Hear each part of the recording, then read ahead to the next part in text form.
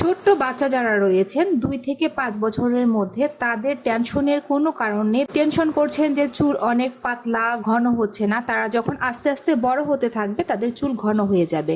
এই ক্ষেত্রে আপনার কিছু করণীয় কাজ রয়েছে, তা হলো আপনি বাচ্চার চুলের গোড়ায় তেল অ্যাপ্লাই করলে অবশ্যই ম্যাসেজ করে দিতে হবে 1 থেকে 2 মিনিট। এতে করে অনেক সময় দেখা যায় যে ম্যাসেজ না করার কারণে নতুন চুল গজাচ্ছে না আর আপনার কাছে চুলটা পাতলা মনে হচ্ছে। বাচ্চার চুলের গোড়ায় লোমকূপ রয়েছে কিন্তু ম্যাসেজ না করার কারণে সেই চুলটা গজাচ্ছে না।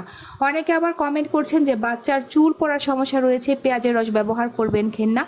আমি বলবো 2 বছরের বাচ্চাদের ক্ষেত্রে হয় কি, তাদের অপুষ্টির কারণে চুলটা প্রথমে হালকা লালচে বিবর্ণ হয়ে যায়, তারপর সেটা চুল পড়ার সমস্যায় পরিণত হয়ে যায়। তো এই ক্ষেত্রে আপনারা প্রথমে তাদেরকে খাওয়াটা ঠিক মতো মেনটেন করবেন। প্রতিদিন ডিম, মাছ, গাজর, মসুরের ডাল, পাকা কলা এগুলো খাওয়ানোর অভ্যাস করবেন। দেন আপনারা যদি কন্ট্রোল না হয় তাহলে সেই ক্ষেত্রে পেঁয়াজের রস অ্যাপ্লাই করবেন।